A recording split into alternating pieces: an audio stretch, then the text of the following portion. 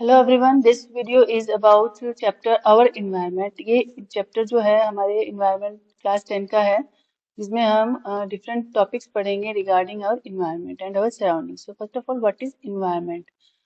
Introduction में हम इसमें दे सकते हैं कि environment is everything that surround us is environment and it includes both living biotic and non-living abiotic components in which organism मतलब plant और animal दोनों, जो कि living organism है जिसमें human beings भी आते हैं, और non-living में abiotic components जो कि जो non-living components है। abiotic factors में हम पढ़ सकते हैं कि wind, sunlight, soil, water, atmosphere and temperature. Now, what is ecosystem? Ecosystem is everything around us, including organisms, living organisms that is, and non-living components. So, sunlight and heat, termites, छोटे से छोटा organism, bacteria, water, trees, largest animal, smallest animal, aquatic, और सारा जो ये हमारे चारों तरफ हम जो भी देख रहे हैं वो सारा जो है वो इकोसिस्टम है। So we can say ecosystem is the interaction between these biotic and abiotic components. Okay, जैसे biotic component में सारे living organism including plant and human, and abiotic components में land part है, water part है, atmosphere है, और gases है, temperature, wind, soil, type of soil, ये सारे उसमें आते हैं। नेक्स्ट इज इकोसिस्टम को हम ओवरऑल कैसे देखेंगे? All the interacting organism in an area together with non living constituents of the environment form an ecosystem. Example forest, pond और organisms also. And an ecosystem, in another way we can say, is the structural and functional unit of biosphere. Biosphere is our whole earth is constituted as a biosphere which contain lithosphere, atmosphere and hydrosphere. Okay.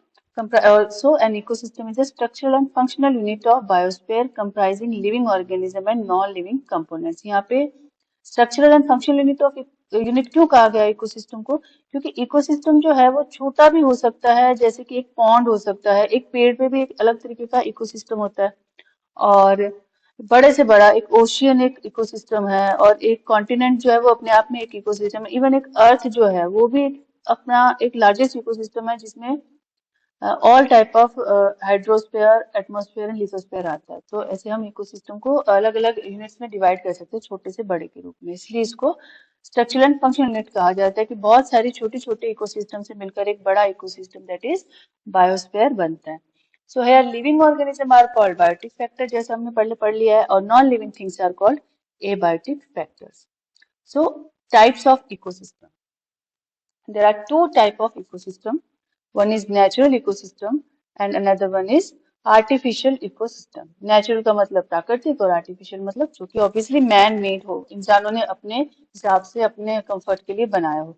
तो natural ecosystem में कौन आएंगे? Lakes, ponds, rivers, deserts and mountains.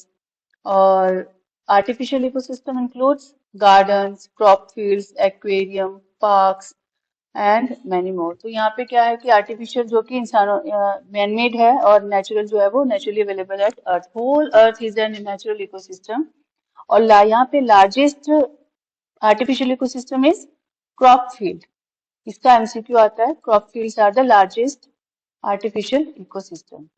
Now component of an ecosystem is divided into abiotic component और biotic component। तो abiotic component को हम air, water, land और temperature की क्या जरूरत है इस अर्थ पर, उस टॉपिक में हम पढ़ सकते हैं कि air, while air is required, air में बहुत सारे गैसेस होती हैं, जिसमें से दो गैसेस जो कि O2 एंड CO2 प्रोड्यूसर्स और कंज्यूमर दोनों के लिए इम्पोर्टेंट है। मतलब कि प्लांट्स के लिए CO2 की जरूरत है और एनिमल्स के लिए ऑक्सीजन की।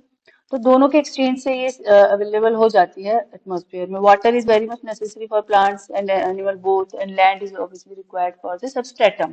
सबस्ट्रेटम मतलब रहने के लिए लैंड की जरूरत है ऑर्गेनिजम्स को। बायोटिक कंपोनेंट्स को हम डीपली पढ़ना हमें जरूरी है। इसमें बायोटिक कंपोनेंट्स क्या होते हैं? बायोटिक मतलब प्लांट और एनिमल्स। अब बायोटिक कंपोनेंट्स को हमने 3 कैटेगरीज में डिवाइड कर सकते हैं, जो कि एक है producer, consumer and decomposers. Consume producer means organism which can produce. Consumer means which only consume, they cannot produce. Environment से कंज्यूम करते हैं, चाहे वो किसी भी तरीके से करें, चाहे उन्हें प्लांट से अपना फूड लेना है या फिर एनिमल से। तो ये जो क्लासिफिकेशन है ये फूड ऑब्टेनिंग के according classic on the basis of food obtaining, कि कैसे कोई ऑर्गेनिज्म अपना फूड प्राप्त करता है, अगर खुद बनाता है या फिर वो किसी और ऑर्गेनिज्म पे डिपेंड करता है। So consumers are herbivore divided into herbivores, carnivores, omnivores and parasites.